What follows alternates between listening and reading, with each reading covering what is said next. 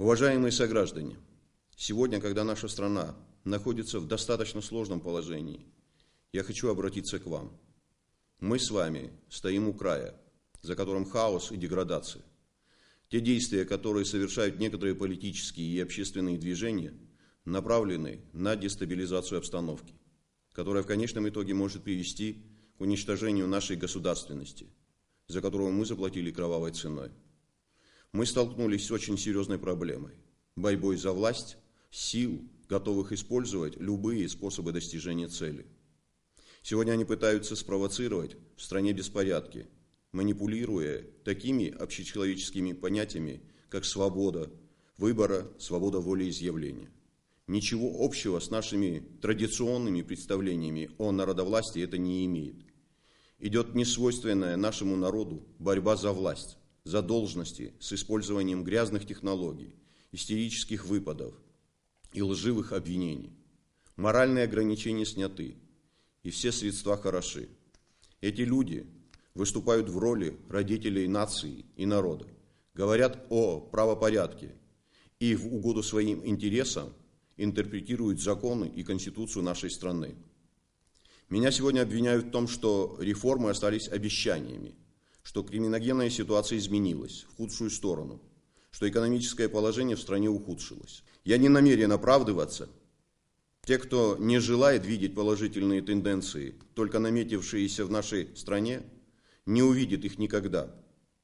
Этим людям просто неприятен сам факт положительных изменений. Чем их больше, тем призрачней шанс на реванш. Потому что их не интересует страна. Им нужна только власть, и во имя этого они готовы разорять бюджет, отстаивать интересы проворовавшихся чиновников в судах, оправдывать коррупционные сделки. Вместо того, чтобы развивать реальный сектор экономики, они строят красивый фасад, за которым обнищавший народ и запустение. Я не буду спорить с этой категорией людей, приводить статистические данные. Мой посыл к простым людям, которые добросовестно работают и испытывают все тяготы очень сложного времени становления нашего с вами государства. Испытывая громадное сопротивление, а порой и просто саботаж, мы все же налаживаем порядок в экономической сфере, доказываем миру, что не просто хотим, но и можем жить за свой собственный счет, что наши некогда убыточные курорты, находившиеся в долгах и невыплаченных кредитах, могут быть прибыльными. Но для этого необходимо сломать в себе устоявшиеся стереотипы, развернуть свой взгляд в сторону своей собственной страны и снова поверить в свою победу, как мы верили тогда, когда весь мир отказывал нам в праве на свой собственный путь. Но мы пошли по нему, отбросив не только мелкие дрязги, но и серьезные разногласия внутри себя, став единым организмом, и нас не смогли сломать. Но, к сожалению, за многие послевоенные годы у нас сформировалось неправильное отношение к государству, а по сути к самим себе. И многие сегодня сопротивляются таким простым и понятным вещам, за счет которых должно жить и развиваться государство. Нас отучили платить за коммунальные услуги. Нас научили не стыдиться воровать электричество, скрывать налоги. И мы забыли, что каждая копейка, выплаченная нами в бюджет, это зарплаты, пенсии, социальные пособия, образование и медицина и многое другое. Что только мы сами можем гарантировать нормальный уровень жизни нашим детям, старикам, ветеранам войны, инвалидам и самим себе. Никто и никогда не будет заботиться о нашем благосостоянии, о процветании нашей страны.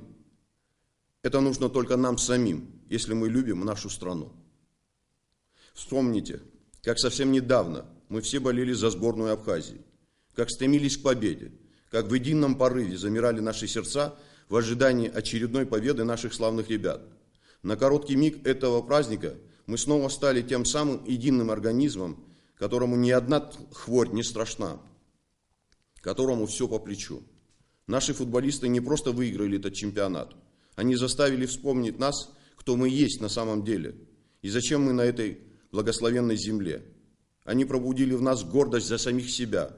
Они дали нам прочувствовать восторг единения, дали нам возможность подставить им плечо, что мы с огромным удовольствием сделали, поддержав их. Мы снова почувствовали себя единым народом.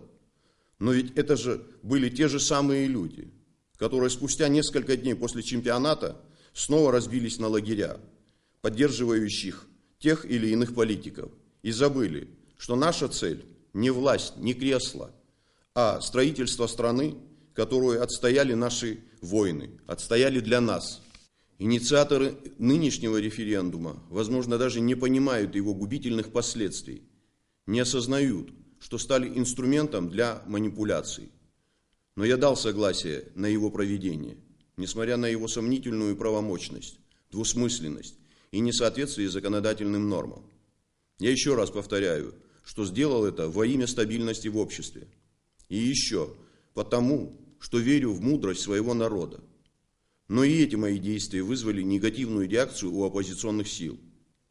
Я уверен, что наш мудрый народ пройдет достойно и через это испытание.